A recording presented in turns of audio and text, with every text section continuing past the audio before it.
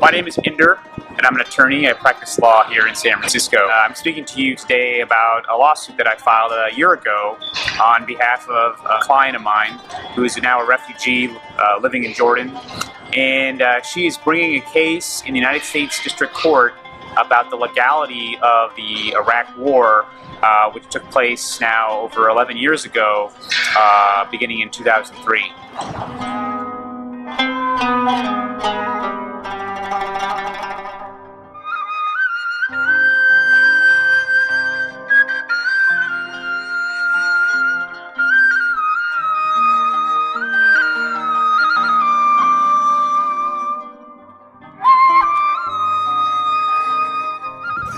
So I had learned about a community of Iraqi refugees living in Jordan a couple of years ago in 2012, and working with them and learning about them, I got to learn and meet the plaintiff in the lawsuit, Sundus, who lives now in Amman.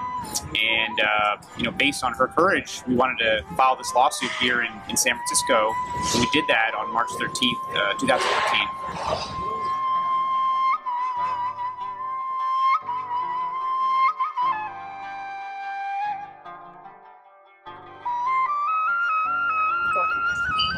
So Sundus's case, her case is not, it's exceptional and it's not exceptional. It's exceptional in the sense that she is actually the first person since World War II to make these types of charges against government leaders in a manner that hasn't really happened since the Nuremberg trials. But it's unexceptional in the sense that what she went through, millions of other people went through as well. She lost her home, she lost her source of income, she was forced to flee her country, she was shot at, her kids were shot at. She's a member of a minority religious group, so she was targeted because of that.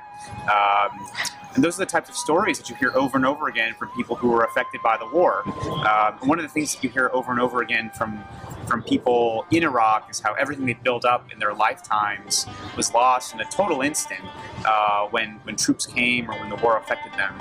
And everyday middle-class people were just totally ruined. When you think of the word refugee, you think of camps, you think of people living in poverty who can't communicate very well. And there are a lot of Iraqis in Amman for whom that's true. With Sundus, if you met her on the street here in San Francisco, you wouldn't bat an eyelash. I mean, she is a normal, everyday person. She doesn't speak much or any English, really. That's really the only barrier, I think, that prevents us from really empathizing with a lot of these Iraqis is the language. But otherwise, Sundus and a lot of other Iraqis, especially refugees, are very well educated.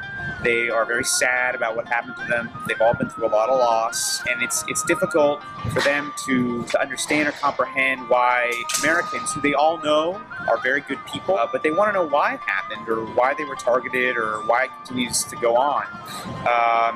And that's something that I couldn't answer.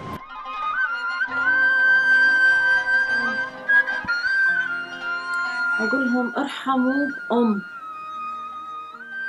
أم لأولاد دائما بحجرها تريد تطلع للحياة. الأولاد يردون يطلعون مثل الوردة جاي يكبرون، وأمهم ما تقدر تنطيهم حتى المي. ما قادرة أنطيهم مي حتى يعيشون يشوفون حياتهم. أني هم إنسانة تعبت، شفت موت، شفت هجر، شفت غدر من أعز الناس. أريد أعيش